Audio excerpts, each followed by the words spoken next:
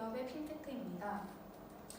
우선 한 말을 갖고 왔는데요. 이토 조이치가 한 말입니다. 인터넷이 정부에 관한 혁신이었다면 블록체인은 여기에 신뢰를 주는 것이다. 인터넷이 그랬던 것처럼 블록체인은 모든 것을 변화시킬 잠재력이 있다. 이만큼 블록체인에 대한 힘은 위대할 거라고 예언하고 있습니다. 우선 목차로는 첫 번째 블록체인의 소개, 두 번째 활용, 마지막 중소기업과 블록체인 간의 관계에 대해서 설명드리겠습니다. 첫 번째 블록체인에 대한 소개입니다. 우선 블록체인이란 여기 그림에 보시다시피 체인이 연결된 블록을 말하고 있습니다. 블록들이 연결하여서 사슬 형태의 거래로서 탈중앙화라는 것을 강조하고 있고요. 탈중앙화를 통해 분산되고 독립적이며 개방된 공통원장 관리 기술을 말하고 있습니다. 거래 형태를 보시면요. 기존 거래 방식의 경우 중앙에 은행이 개입되어 있는 제3자가 중개인으로서 참여하고 있습니다. 보시다시피 은행이 모든 장부를 관리하고 기록되어서 거래를 통합하고 연결시키고 있고요. 블록체인을 적용한 방식에 대해서 보겠습니다. 분산화된 장부를 통해서 투명성을 제고시키고 있고 모두가 사슬을 통해서 원장을 분산하여서 나누다 보니까 투명성도 높아진다고 볼 수 있겠습니다. 그러면 이러한 블록체인이 등장하게 된 배경을 먼저 살펴보실 텐데요. 우선 나가모토 사토시라고 현재까지도 정체가 명확히 밝혀지지 않은 인물입니다. 이 인물이 비트코인에 대한 백서를 내게 되면서 이 당시 리먼 브라더스 2008년도 금융위기로 시작되어서 나가모토 사토시에 따르면 중앙화된 금융 시스템이 미국에서 무너지기 시작하면서 그거를 목격하고 이를 극복해보자 비트코인을 창시했다고 합니다. 이러한 비트코인에 쓰인 기술이 바로 블록체인입니다. 그러면 소위 거래 정보를 특정 주체가 독점적으로 관리함으로써 발생하는 리먼 브라더스 사태와 같은 조작 해킹 위험을 회피하고자 바로 아까 처음에 말씀드렸듯이 탈중앙화를 시도한 거라고 볼 수 있겠습니다. 이러한 블록체인에 대한 특징을 세 가지로 저는 말할 수 있겠습니다. 우선 첫 번째, 위조와 변조가 어렵다는 점입니다. 실명 계약과 부동산 거래 내역 등 후에 나중에 설명을 드릴 텐데요. 특히 부동산 내역에서 효율성이 더 증가되고 있습니다. 이러한 인증이 필수적으로 필요한 거래가 같은 거에서는 여러 주체가 분산되어서 저장하기 때문에 효율성과 투명성이 높아진다고 볼 수 있습니다. 두 번째로의 특징은 자동 거래에 설정이 가능하다는 것입니다. 계약 조건만 상호 간에 협상한 대로 맞아떨어진다면 컴퓨터 코드가 자동화로 프로그래밍을 하여서 정해진 조건 아래 성사되는 그러한 결과를 갖고 올 수 있겠습니다. 마지막으로는 제3자의 중개가 필요가 없어진다는 것입니다. 직접 당사자들끼리 원바이원으로 거래하다 보니까 안전하고 신속한 거래 또한 가능하다고 볼 수 있습니다. 그러면 이러한 블록체인이 진화하였는데요. 1세대, 2세대, 3세대로 나누어 보았습니다. 첫 번째 아까 말씀드렸던 비트코인입니다. 비트코인은 통화와 화폐로서의 블록체인을 뜻하고 있고요. 공개 분산 원장, 합의 알고리즘을 통해서 분권화되고 탈중앙화 투명성을 높인 디지털 통화 시대를 개막했다고 볼 수 있겠습니다. 가장 시초에 등장한 만큼 한계점도 따르는데요. 보시다시피 금융 거래 등 한정적인 분야에서만 가능하다는 한계가 있습니다. 또한 이러하다 보니까 활용도가 약간은 떨어지고 느린 거래 속도와 합의 도출이 어려운 의사결정 시스템이라고도 볼 수 있습니다. 그럼 비트코인 다음으로 나오게 된 이더리움에 대해서 설명드리겠습니다. 이더리움 같은 경우에는 스마트 계약 플랫폼을 제공하고 있습니다. 스마트 계약을 통한 진흥화로서 사용자 간 계약을 프로그래밍을 통하여 자동 실행이 가능하고 계약을 집행하거나 신뢰를 제공하는 데 있어서 제3자의 개입이 없다 보니 다양한 계약 또한 구현할 수 있습니다. 또한 사용자가 프로그래밍을 통해 자유롭게 계약을 만들어냄으로써 아주 다양한 비즈니스 모델을 적용시킬 수 있다는 장점을 가장 크게 들 수 있습니다. 이러하기 때문에 분산 어플리케이션이라는 DAPP 또한 개발된 상황입니다. 마지막으로 이제 3세대의 에이다와 이오스에 대해서 보시겠습니다. 의사결정 및 업무 영역이 1세대와 2세대에 비해서 확대됐다고 볼 수 있겠습니다. 내부 의사결정 기능을 탑재하였고요. 가상통화 소유자들 간의 내부 합의 도출 가능성 또한 높아졌습니다. 또한 이제 기술적인 부분에서도 기능을 향상시켰습니다. 지분증명 방식이 후에 설명을 드릴 텐데요. POS라는 포스트 합의 알고리즘을 통해서 전력 소모는 1세대에 비해 매우 최소화시켰고 태그링 같은 등과 새로운 분산 정부 기술이 등장함으로써 블록 생성 주기가 향상되어서 하드포크 또한 최소화시켰다고 할 수 있겠습니다. 그럼 방금 설명드린 POS가 나오는데요. 우선 지금 최근에 방향이 점점 변화하고 있습니다.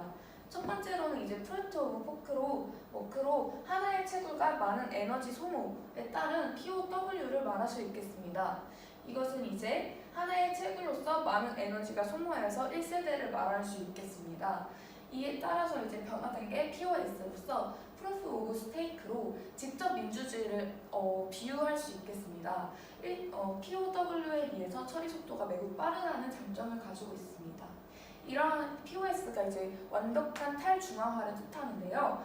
이 정점에 다다르다가 이제 최근에는 다시 약간 제한된 POS를 지금 지향하고 있는 상황입니다. DPoS란 위임 지분 증명을 통해서 탈중앙화 대신에 약간은 제한적인 중앙화를 통해서 오히려 전력 소모도 낮춘 형태라고 볼 수 있겠습니다. 현재는 이제 POS에서 DPoS로 넘어가는 추세라고 볼 수 있겠습니다. 다음은 블록체인의 활용입니다. 우선 배경으로 저희 우리나라의 이점에 대해서 먼저 설명드리겠습니다. IT 강국 대한민국이란 말은 많이 들어보셨겠죠. 그만큼 대한민국의 현 위치는 IT 쪽에서 매우 높은 위상을 차지하고 있습니다. 우선 그래픽 게임의 최초로 그래픽 게임이 등장하게 된 바람의 나라, 또한 한 게임에서 나오는 머니 환전이라는 최초로 게임 머니가 환전된 것도 우리나라라고 할 수 있겠습니다. 또한 모두가 아시다시피 싸이월드의 도토리 세대, 도토리 또한 디지털 코인이라고도 부를 수 있겠습니다. 이러한 모든 게임머니에 관한 것도 우리나라에서 최초로 등장하게 된 배경입니다. 또한 이러한 IT 강국과 인터넷 인프라의 구축과 매우 빠른 인터넷 속도, 또한 이제 국민들 수준 또한 디지털 자산에 대한 가치 인식 또한 매우 높은 상황이고 인터넷 개발 역사 또한 매우 오래된 세대라고 볼 수 있겠습니다. 이처럼 우리나라의 경우 5G로 나왔듯이 IT 강국으로서 앞으로의 블록체인에 있어서도 많은 나라에서 우리나라를 좀 많이 기대를 하고 추후 향상된 블록체인 기술을 개발할 것이라고 여겨지고 있습니다. 다음은 블록체인의 현황 중에서도 국내 금융업계의 현황을 갖고 와봤습니다. 현재 추세는 세 가지로 나눌 수 있겠는데요. 제3중개 생략 또한 분산 원장 보안성을 향상시켰으며 인증 절차 또한 간소화되고 있는 상황입니다. 시장조사 업체인 주니퍼 리서치에 따르면 은행 쪽에서 이제 블록체인을 도입하였을 시 운영비 절감이 11%나 가능하다고 나온 결과입니다. 특히 이 운영비 쪽에서도 자금 세탁에 대한 자동화 기능을 추가함으로써 최대 50%에 해당되는 운영비 절감이 가능하다고 지금 예측하고 있습니다. 다음은 금융업계 중에서도 5대 금융에 대해서 지주사의 지금 현황을 갖고 와봤습니다. 우선 5대 금융 중에서 국민은행과 신한은행, 하나은행 그룹에 대해서 갖고 와봤는데요. 첫 번째 국민은행입니다. 국민은행의 경우 지금 국내 금융그룹 최초로 블록체인 기반의 해외 송금 거래를 도입하였으며 해외 송금 거래다 보니까 기존의 스위프트망 대신에 블록체인 네트워크 송금망을 적극적으로 활용하고 있는 상황입니다. 또한 신한그룹의 경우 상호 교차 인증 기술의 로그인 서비스를 제공함으로써 이자율 수학 거래에 있어서 스마트 컨트랙트 기술을 적용하고 있습니다. 또한 KT와 협업을 하여서 블록체인 플랫폼 사업에도 참여하고 있는 상황입니다. 마지막으로 소개해드릴 상황은 이제 하나그룹인데요. 하나금융의 경우 은행이 아니라 그룹 자체에서 지금 준비하고 있는 계획입니다. 블록체인 기술 기반의 디지털 자산 금융 서비스, 아주 종합적이고 전반적인 서비스를 말하고 있는데요. 앞으로 이제 출시할 예정이라고 합니다. 하나금융 계열사들의 쿠폰을 이용해서 디지털 자산이 향후 직접 물건을 거래할 수 있는 현금화까지 지금 가능하다고 볼 수 있겠습니다. 이러한 하나은행의 자산 금융 시스템 GLN을 조금 더 설명해 보겠습니다. 이게 지금 하나금융에서 제공하고 있는 미래 이제 향후 지도를 갖고 와봤는데요. 우선은 지금 글로벌 로열티 네트워크를 구축하여서 글로벌 지급 결제가 가능한 금융 시스템을 구축했다고 볼 수 있겠습니다. 하나은행뿐만 아니라 하나카드라든지 하나그룹 차원으로 지금 접목시킨 상황이고요. 한국, 일본, 캐나다, 중국, 저희 우리나라와 거래가 매우 많은 나라 국들과 지금 협업을 맺어서 이렇게 글로벌적으로 온라인과 오프라인 이제 이중적으로도 가능한 지급 결제 수단을 이용하고 있습니다. 그러면 이번에는 국내 금융업이 아니라 해외 금융업에 대한 현황에 대해서 알아보겠습니다. 해외 금융업 현황은 우선은 우리나라보다는 훨씬 더 조금 더 적극적으로 진행되고 있는 상황입니다. 블록체인과 DLT 부분에 미화로 17억 달러가 지금 현재 투자되고 있습니다. 이 17억 이하의 17억 달러는 작년도 기준으로서 올해의 경우 조금 더 상승했다고 하여집니다. 그럼 현재 이러한 투자를 통해서 향후 전망을 해보겠는데요. 향후 신원증명, 또한 무역금융, 그리고 청산결제까지 마지막으로 IB금융에서 하고 있는 신디케이트 분야까지 접목시켜서 블록체인 기능을 이룰 수 있을 거라고 내다보고 있습니다. 그러면 해외 금융사의 사례를 갖고 와봤습니다.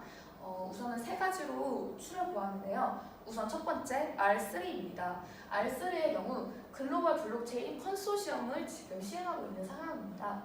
오픈소스 플랫폼이라고 불리는 코다를 개발하여서 현재 모기지, 모기지라든지 주택담보대출과 같은 납부 영수증, 특히 미국은 모기지가 많이 발전되어 있는 상황이어서 이러한 납부 영수증이 매달 청구가 된다고 합니다. 이러한 납부 영수증을 자동 생성하는 소스인 플랫폼을 개발한 상황이고요. 지금 두 번째 나와 있는 UBS 은행은 스위스의 은행으로서 새로운 지불 시스템을 개발하였습니다.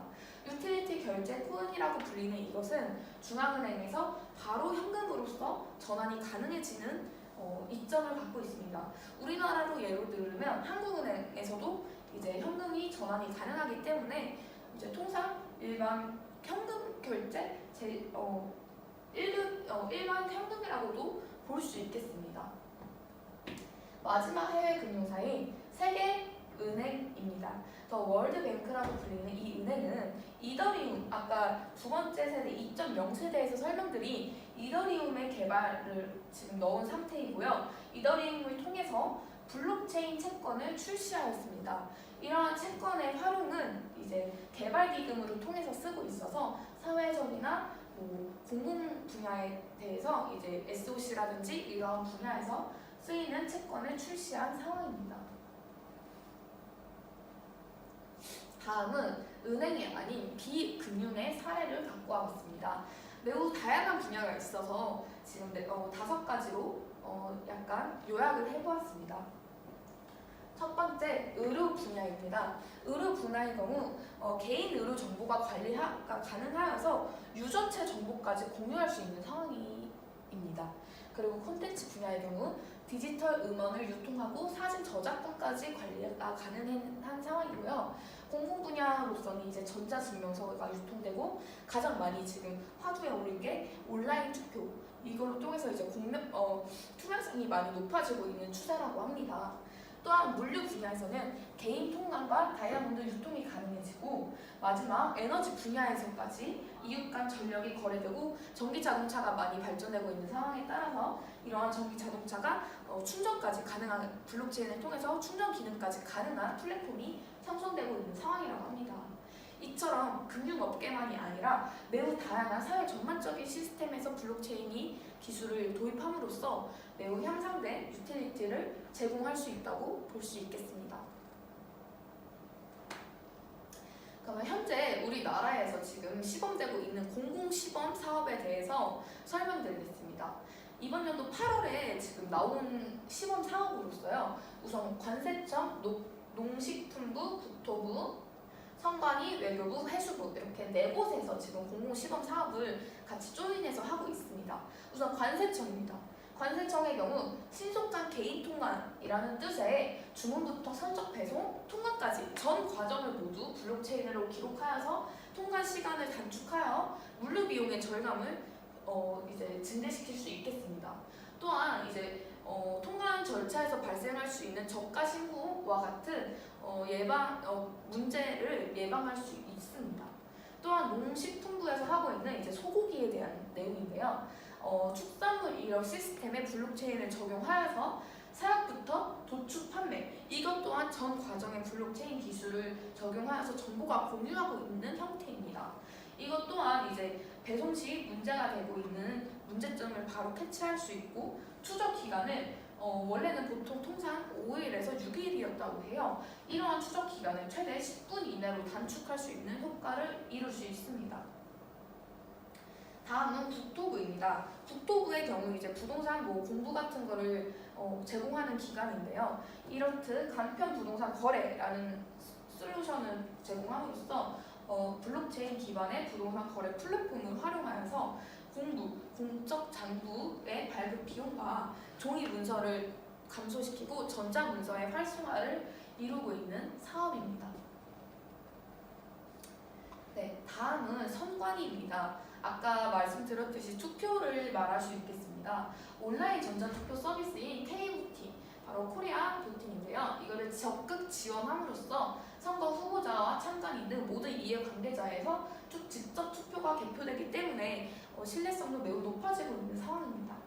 그리고 외교부는 전자문서로 제출, 종이문서 대신 전자문서를 외국기관과 공유함으로써 조금 더 신속하고 빠른 처리가 가능하고 공문서 내용 또한 24시간으로 실시간으로 확인이 가능해지고 있는 상황입니다. 마지막은 해수부입니다.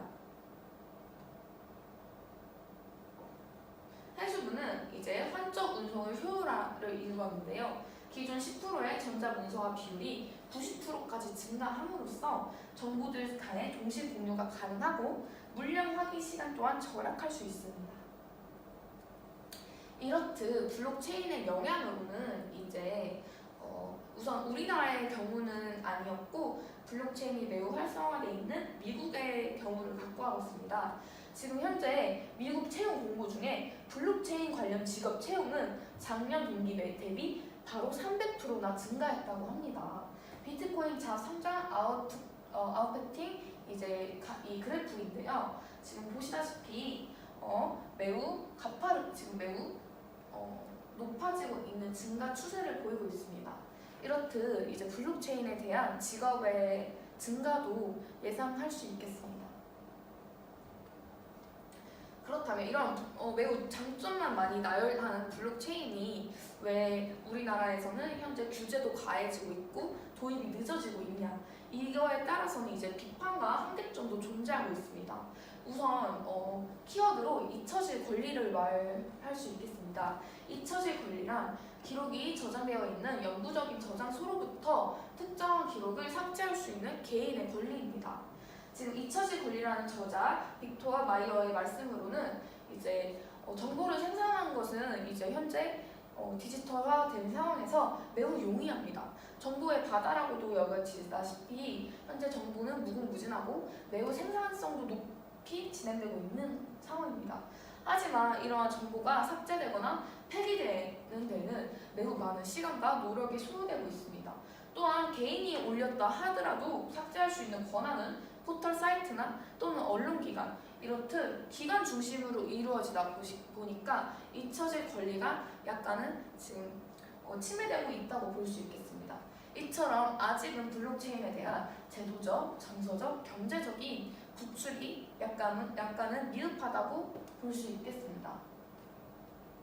다음은 이제 비관론자인 경제학자 두 분을 갖고 왔는데요. 첫 번째 이제 2008년도 금융위기를 예측하신 경제학자이신 루비니에 따르면 암호화폐는 거품, 버블의 어머니라고 불릴 수 있겠습니다. 2008년 이제 부동산 버블을 예측했다시피 거품의 어머니로서 이제 암호화폐 또한 비트코인이나 뭐 이더리움 이런 암호화폐 또한 거품이라고 말하고 있습니다. 또한 암호화폐는 화폐 기능으로서 역할도 수행할 수 없다고 할 수 있습니다. 기본적으로 화폐란 가치 저장의 기능, 지급 결제 기능, 또한 가치 척도의 기능을 갖추고 있어야 되는데 암호화폐의 경우 이런 세 가지 기능을 충족시키지 못한다는 것입니다. 또한 암호화폐를 통해서 경제적 불평등도 점차 가중되고 있다고 합니다. 비트코인 진위 계수를 통해서 알아보았을 때 0.88%라고 합니다. 여기서 진위 계수란 이제 로렌츠 곡선에 따라서 1에 가까울수록 사회적 불평등이 심화됨으로써 우리 이제 북한의 경우는 0.86이라는 높은 수치를 보이고 있어요. 하지만 이제 비트코인 진위 계수는 북한보다도 높은 0.88%를 보여주고 있습니다. 이만큼 암호화폐를 통해서 경제 불평등은 점차 가중될 거라고 지금 비판하고 있습니다. 다음은 미래학자이신 프리드먼의 말씀입니다. 프리드먼의 경우 이제 앞으로 100년, 21세기의 전망이라는 책을 내신 저자분이시고요. 매우 이제 미래학자에서 매우 많이 나오고 있죠. 미래 산업에 대해서도 많이 연구를 하고 계신 분이신데 이분의 말씀을 드리자면 미래엔 한물간 기술이다 이렇게 말씀을 하시고 있습니다. 또한 여전히 이제 블록체인을 이용하는 이유가 해킹 위험이 없어졌다. 매우 투명성도 높아지고 있다. 이러한 장점을 들고 있는데 프리드먼 교수의 말씀을 드리면 해킹 위험은 언제나 여전히 존재하고 있다고 합니다. 실제로 해킹을 통해서 이제 암호화폐가 돈이 없어지는 경우도 실제로 발생하였고요. 또한 지금 앞에 나와 있듯이 이러한 사회 전반적인 블록체인 구축이 사실상 실현 가능성이 약간은 희박하다고 지금 꼬집어 말하고 있습니다. 다음은 블록체인과 중소기업입니다.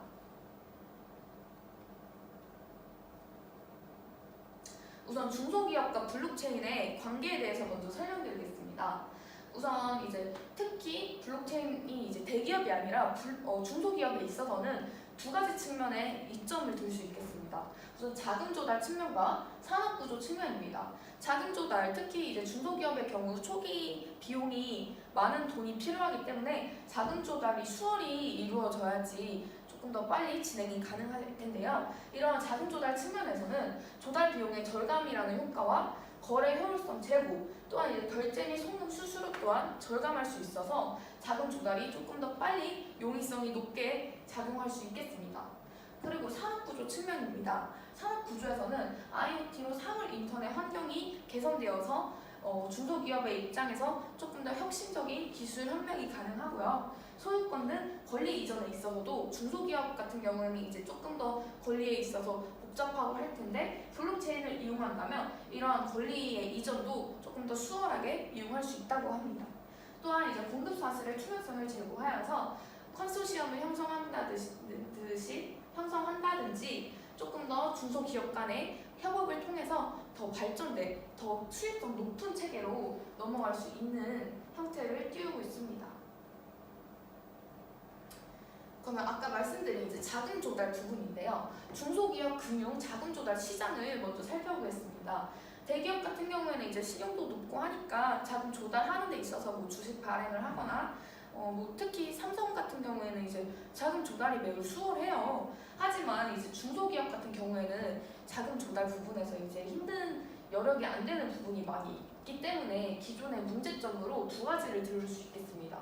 바로 대출을 통한 이제 자금 조달이 대다수인데요. 은행 대출에 대한 높은 의존도가 존재하기 때문에 이제 뭐 변동금리라든지 이러한 금리나 대출의 뭐 규제, 뭐 정부의 규제 같은 거에서 매우 정책에 따라서 이게 많이 달라져요. 그래서 의존도가 높아서 그에 따른 리스크가 존재한다고 볼 수 있겠고, 두 번째로는 이제 지급 결제 시에 납품 대금 수치가 지연된다는 위험도도 현재 있는 문제입니다. 하지만 향후 이제 블록체인을 통해서 자금 조달 시장이 변화한다면 다양한 자금 조달 경로가 구축되어서 굳이 은행에 가지 않아도 다양하게 자금 조달이 매우 빨리 이룰 수 있는 효과를 이룰 수 있습니다. 그리고 두 번째 나온 납품 대금 수치 지연 리스크를 이제 해지함으로써 안정성 또한 확보하여서 안정성 있는 이제 캐시플로우를 이용하여서 중소기업이 번창할 수 있는 지름길로 보여집니다. 그럼 이러한 자금 조달 ICO에 대해서 설명드리겠습니다. ICO는 이제 자금 수요자와 자금 공급자 사이에 제3의 중개가 없이 바로 이제 연결 가능하여서 1대1로 이제 자금이 조달이 가능한 구조입니다. 이러한 ICO를 창업과 중소기업 육성의 수단으로 인식해야 되는 점이 가장 중요하다고 볼 수 있겠습니다. 그러면 이러한 새로운 자금 조달 수단으로서의 ICO가 정책 방향으로 어떻게 앞으로 향후 추진해야 되는지 보시면, 첫 번째, ICO에 대한 표준 규약을 도입하고 법무법인 주도 하에서 자율 규제안을 마련한다는 것입니다. 그리고 거래소와 해당 관계자의 ICO 참여를 제한하고 코인에 대한 선물 투자나 분산 투자 수단을 제공하는 것입니다. 이러한 네 가지 정책 방향성을 띄워서 추진해간다면 ICO를 통해서 이제 창업과 중소기업 육성으로 매우 활발하게 수단이 이용 가능하다고 여겨집니다. 하지만 우리나라는 이제 큰 벽이 존재하고 있는데요. 바로 우리나라의 ICO 규제의 현황입니다. 보시다시피 가상통화 대응 방안을 발표하여서 자본시장법상 ICO 발행 시 처벌을 가하겠다고 발표한 상황입니다. 그리고 모든 형태의 ICO가 전면 금지되었고 정부 가상통화 가치 적정성 또한 보장 안 된다고 말하고 있습니다. 그리고 가상통화 투기 근절 특별 대책을 추가로 발표하였으며 가상통화 거래소 폐쇄 방안 또한 검토하고 있다고 합니다.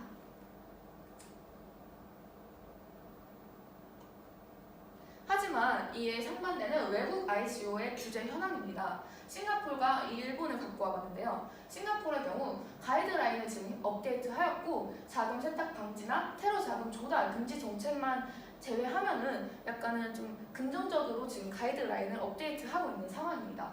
또한 ICO 자문금융업체 등을 통해서 내부 시스템 강화를 통해 이제 ICO가 가능하게끔 구축해 가고 있는 상황입니다. 또한 해외 투자의 경우 금융당국 승인 후 거래가 가능한 방향을 조율하고 있다고 합니다.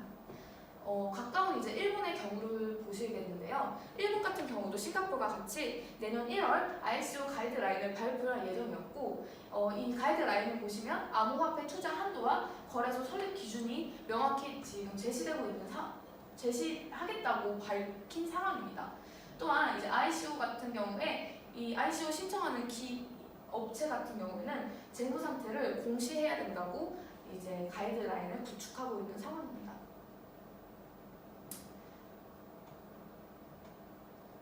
그러면 이러한 이제 중소기업을 위한 블록체인 정책 방안으로는 중소기업 공급망에 블록체인 기술을 적용함으로써 조건 성립 시 자동 대금이 결제되는 시스템과 벤처기업에서 이제 발행하는 비상장 주식에 유동성을 부여하여 이제 조금 더 중소기업을 위해서 정책을 할 수 있겠습니다.